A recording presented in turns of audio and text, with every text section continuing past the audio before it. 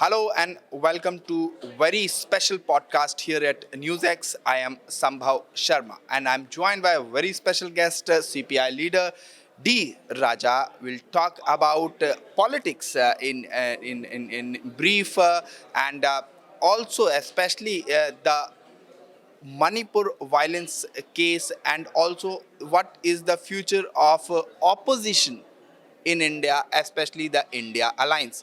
Thank you, D. Raja sir, for speaking to NewsX. We welcome you here, sir.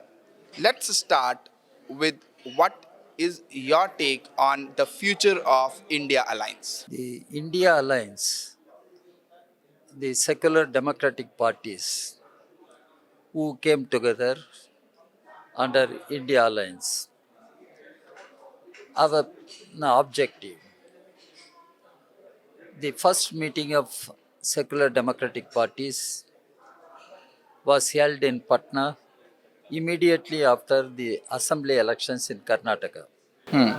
There, the top leaders of all these parties, from Indian National Congress down to all parties, including the left, CPI, CPM, gathered there.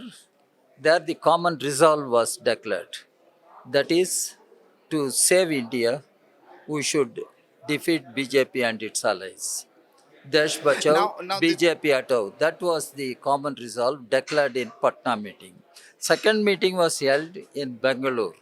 There, the India name has been accepted. Third meeting was held in Mumbai, where certain organizational mechanisms were right. created. Now, the fight is on, and Lok Sabha elections are over. Now, several assembly elections are over. Let us see how things are going to be in the coming days. But as CPI, Communist Party of India, has left, we want all secular democratic parties to remain together and defeat BJP and its allies in order to save the constitution, save democracy. You talked about secularism saving the democracy as a basic tenant, basic principle because of which India Alliance has come into being. Now, this secularism is a very debatable kind of word, a term. Your version of secularism to what the BJP proposes, the secular civil code kind of version, what's the difference? No, first of all, one should understand what Dr. Ambedkar has said. Ambedkar was under tremendous pressure when he was drafting the Drafting the Constitution of India. constitution. And there was pressure on him to declare India as a theocratic nation. Okay. Yeah, Ambedkar rejected all ideas of theocracy, Sanatan ideology. He rejected. He said India should remain as a democratic republic. He made it clear. That is where he pointed out you are referring to BJP's interpretation of secularism. Ambedkar said if at all Hindu Rashtra becomes a fact, and it will be the greatest calamity for the nation. And we are facing such a calamity today.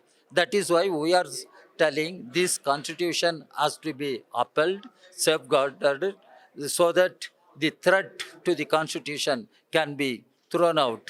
And because India cannot become a theocratic nation.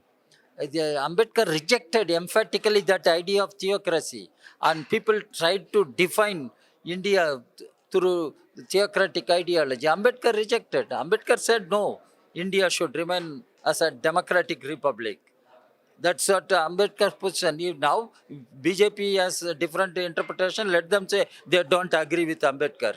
What all they are doing to appropriate Ambedkar, they are all hypocritic moves in order to deceive people. Tell them openly, so tell them, ask them to speak the truth. Satyame Jayate. Do they speak the truth? I am asking. They are not telling the truth. On one side, they are touching the feet of Ambedkar wherever they go. They find the statue of Ambedkar. On the other hand, they keep talking against the very constitution, the fundamental principles of the constitution. How to understand this? Recently, Supreme Court has given its verdict on the word secular and the word democratic republic. That is what India is, which was added. The words which were added with the 42nd Constitution Amendment Act 1976. Because there was an historic compulsion. The preamble says, "We the people." Preamble never says, when Ambedkar drafted, he was very clear. We the people of India. We the people of India. I said it in Parliament also. Our constitution doesn't say we the Hindus, we the Muslims, we the Christians, we the Buddhists. Sovereign, secular, democratic This- republic. It's a democratic republic, it is there. The secularism, because it was added, the situation was there, as you said. And So- what's your take on socialist No, war? no, I'm coming. The situation was there in such a way. Some forces tried to redefine Indian nationhood. That is why that secularism was brought in preamble. The socialist word, it was debated during constituent in the constituent assembly. One Mr. Shah asked Ambedkar, "Why you don't mention socialist word?" Ambedkar replied, "What all I have said in the directive principles of state policy, nothing but socialism." Because Ambedkar how defined this- Indian yes, state yes. should be a welfare state. It's very interesting conversation, sir. How welfare state model and socialism, how they are different? All of the socialism means welfare, State prosperity model for all. But then US is also a welfare state. Who? America, United America, States. I don't agree. Yeah, Okay. you may agree. I Okay. don't agree. America Okay. is a welfare state. It is Then not. why Black Lives Matter? Why they fought? You are Okay. talking about a welfare state, America. Then you praise America. Okay. I'm telling you what Ambedkar said. Equality. You do not consider America as a welfare state. I do not consider India as also now the presently. Okay. The point is, Ambedkar said just equality, liberty, fraternity. Ambedkar said these three are part of a trinity. You cannot separate one from other. Then Ambedkar said justice for all. Justice means social, political, and economic. Economic justice. Where is the justice here? Why the unprecedented inequality among our citizens? So this trickle down policy of this welfare state model, is it working according to you? I do not know what you mean by trickle down policy of welfare state. Welfare So state the means poorest what? of the poor will get Yeah, what the yeah. taxpayers are paying. No, directive principles, if you read properly, it makes it clear. State shall ensure all means of livelihood to all its citizens, men and women. What about the role of state now? What people are getting now?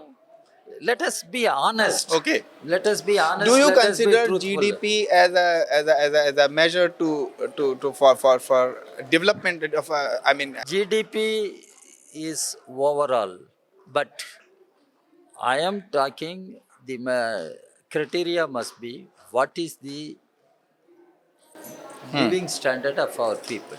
Whether people have access to education, access to healthcare, access to employment, access to housing. They say as per the indicators that- access to food.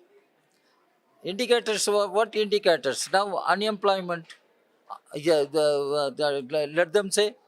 Even Mr. Modi, why he gave that promise? 2 crore jobs per year. Now how many years have passed? How many crores jobs have been created? He thinks, he tells the people guarantee, Modi's guarantee. What about your guarantee on generation of employment? Simple question I am asking. I am not saying my version. Mr. Modi promised 2 crore jobs per year.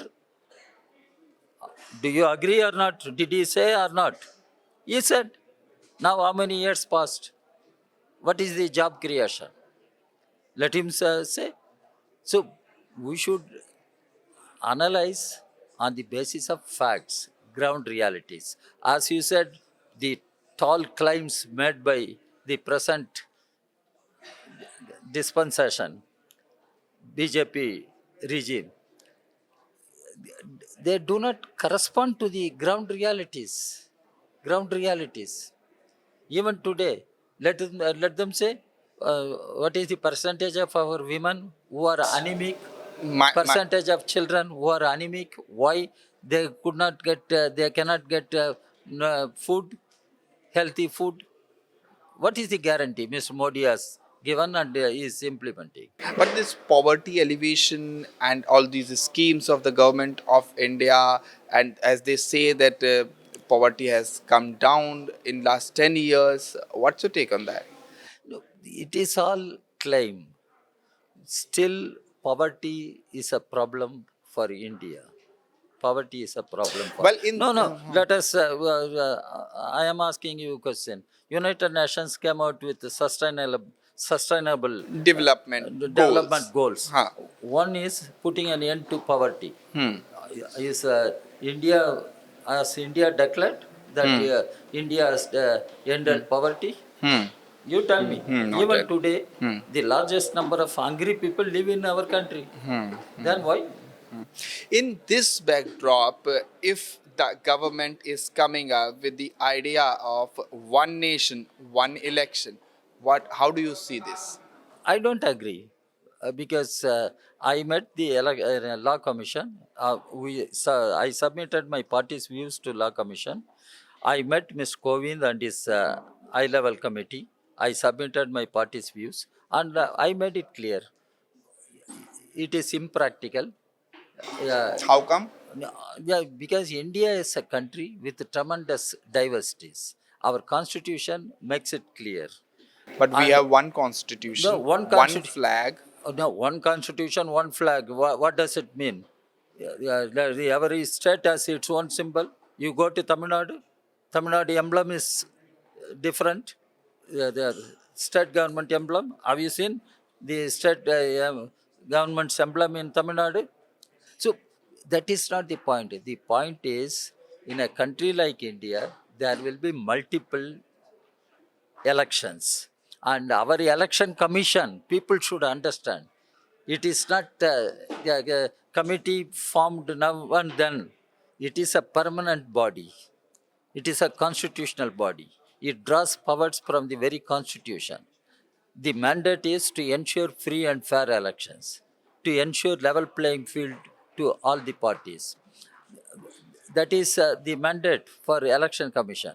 So the framers of constitution visualized India will have multiple elections. It is union of states. It is not unitary country. One should understand. It is union of states. But also, it's not a federal. Is it federal Yeah, that is what we are. or a quasi federal? No, yeah, whatever may be, union of states. Even Ambedkar originally he thought of writing United States of India. India. Finally, when he drafted the constitution, he opted for union of states. What does it mean? What do you mean by union? What do you mean by states? So people should understand India is a country with tremendous diversities, and that should be recognized, and accordingly we should think of the future. Thank you very much, D. Raja sir, for your opinions, a diversified opinions on different topics of contemporary relevance. Thank you very much. Thank you. Thank you, sir. For more such videos, subscribe to the NewsX YouTube channel, hit the bell icon.